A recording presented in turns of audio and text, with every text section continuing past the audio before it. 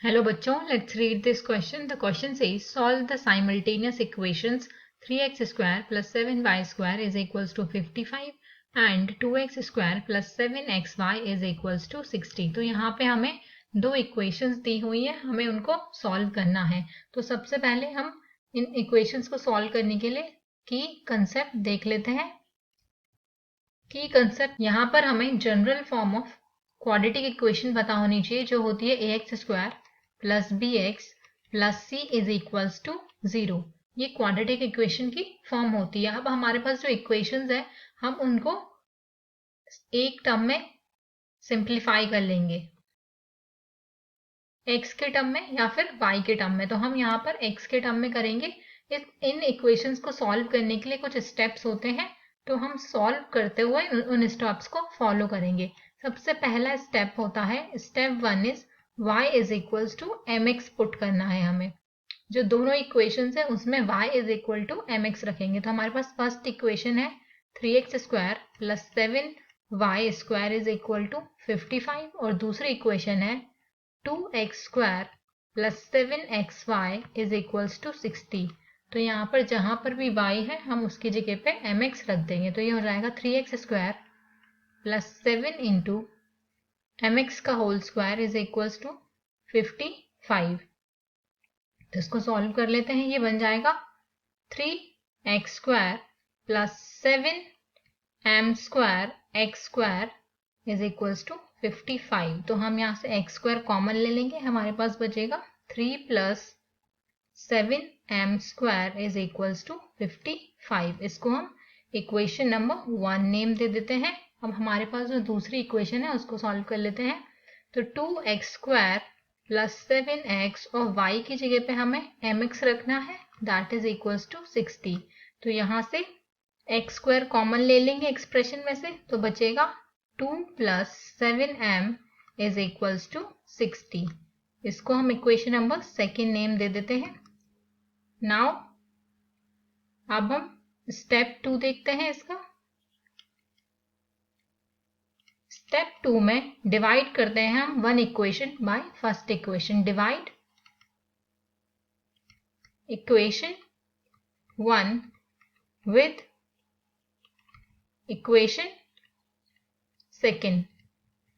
तो इक्वेशन 1 थी जो हमारे पास, वो है x square into 3 plus 7m square is equals to 55। उसको डिवाइड कर देंगे हम सेकेंड इक्वेशन से। तो सेकेंड इक्वेशन है x square into 2 plus 7m that is equals to 60।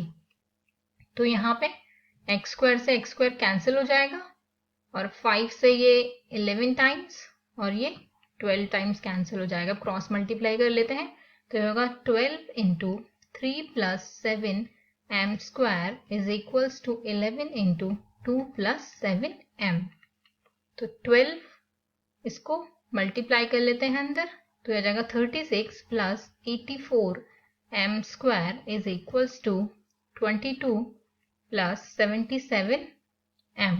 12m square minus 11m plus 2 is equals to 0। तो इसको middle term split करके फैक्टर्स कर लेते हैं।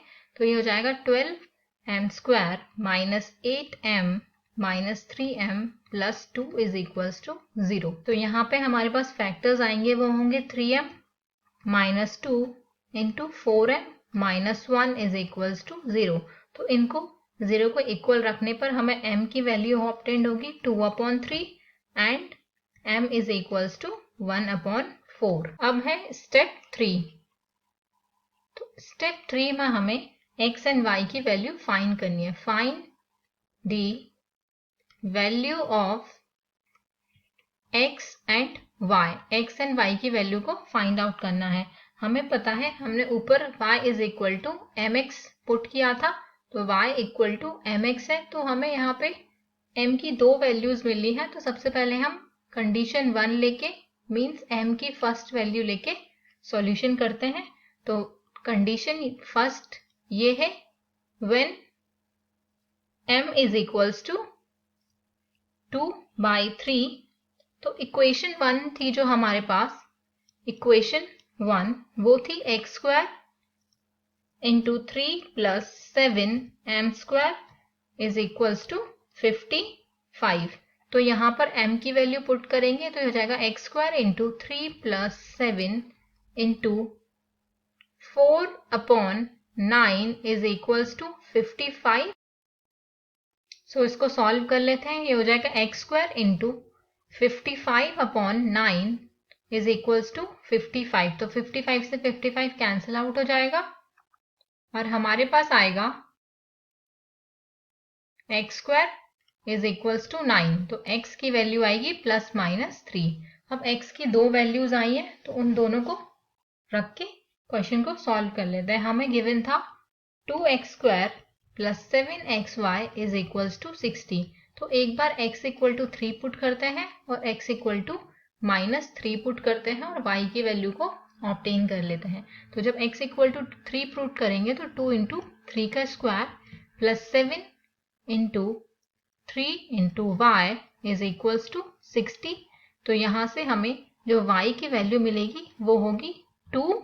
सॉल्व करने पे अब x इक्वल टू माइनस 3 रखेंगे तो 2 इंटू माइनस 3 का square plus 7 into minus 3 into y is equals to 60।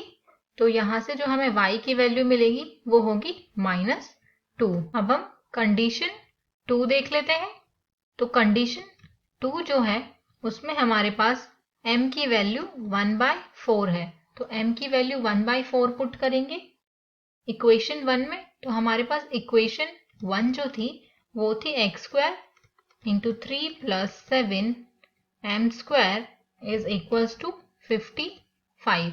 तो यहाँ पे हमको m की वैल्यू 1/4 रखनी है। तो यहाँ हो जाएगा x square into 3 plus m into 1/4 का स्क्वायर हो जाएगा 1/16 इज इक्वल्स टू 55। तो ये होगा x स्क्वायर एलसीएम ले लेंगे तो ऊपर आएगा 55/16 इज इक्वल्स टू 55। तो 55 से 55 कैंसिल आउट हो जाएगा और x square is equals to 16 आएगा। तो x की वैल्यू हमारे पास आएगी प्लस माइनस 4।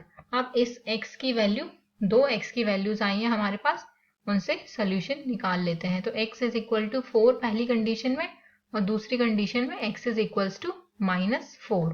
तो इसको हम पुट करेंगे 2x square plus 7xy is equals to 60 में। तो यहाँ पे पुट करने पे जो y की वैल्यू आएगी दैट विल बी 1 और x is equal to minus 4 के केस में जो y की वैल्यू होगी वो आएगी माइनस का 1। तो अब हम अपना फाइनल आंसर देख लेते हैं। जब when m is equals to 2/3 होगा, जब m की वैल्यू 2/3 होगी तो x will be equal to plus minus 3 and y will be equal to plus minus 2। when m is equals to 1/4, जब m की वैल्यू 1/4 होगी तो x की जो वैल्यू होगी वो होगी प्लस माइनस 4 एंड जो y की वैल्यू होगी वो होगी plus minus 1। So this is our final answer. Hope you all understood it well. Best of luck.